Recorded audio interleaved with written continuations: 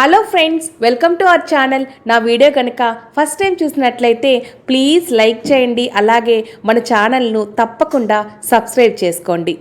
జంతువులను మనుషులను విడదీసేది ఆలోచనా శక్తి.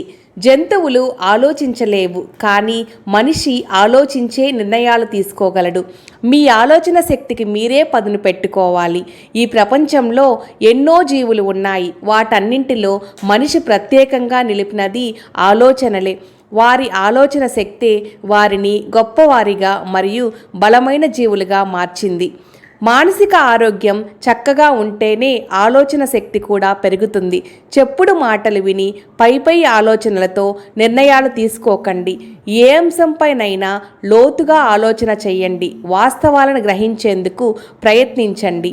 అప్పుడే మీ జీవితంలో ఎదురయ్యే సమస్యలకు పరిష్కారాలు లభిస్తాయి. అలాగే స్నేహాలు, అనుబంధాలను నిలుపుకోగలుగుతారు. ఒక మనిషిలో ఉండే ఆలోచన శక్తి వారిలో కొత్త చైతన్యాన్ని నింపుతుంది. మనిషికి ప్రాణం ఆలోచన. అదే జీవితానికి శక్తినిస్తుంది. ఆలోచనలే మనిషి వ్యక్తిత్వాన్ని గొప్పగా చూపిస్తాయి. ఒక వ్యక్తిని ఉన్నతంగా మార్చేది కూడా అతని ఆలోచనలే. మీ ఆలోచనలే మీ వ్యక్తిత్వం, మీ నడవడికను నిర్ణయిస్తాయి. ఒక్కో వ్యక్తి ఒక్కోలా ఆలోచిస్తారు. ఎవరైతే సరైన పద్ధతిలో ఆలోచిస్తారో, వాస్తవాన్ని చూడగలుగుతారో వారే గొప్పవారిగా పేరు ప్రఖ్యాతలు పొందుతారు. ఎలాంటి పరిస్థితి ఎదురైనా కాస్త ఆలోచించి నిర్ణయాలు తీసుకునేది మనిషి మాత్రమే. మిగతా జీవజాతులన్నీ ఆలోచన లేకుండానే తోచిన పని చేస్తాయి. ఏ అంశం పైనైనా నిర్ణయం తీసుకునే ముందు పై మెరుగులను చూడకూడదు. ఆ నిర్ణయం తీసుకునే ముందు ఆయా అంశాలలో లోతుగా ఆలోచనలు చేయాలి. అప్పుడే మీకు నిజం తెలుస్తుంది. ఆలోచన శక్తి లేని వారు దారిద్ర్యంలో కుంగిపోతారు. వారి సుఖ సంతోషాలు కూడా ఎక్కువ కాలం నిలవవు. భయంతో, అనుమానంతో బాధపడుతూనే ఉంటారు. ఇప్పటి వరకు ప్రపంచంలో జరిగిన ఆవిష్కరణలన్నీ లోతైన ఆలోచనల నుండి ఉద్భవించినవే. ప్రతి విజయం వెనుక ఒక సరైన మరియు లోతైన ఆలోచన ఉంటుంది.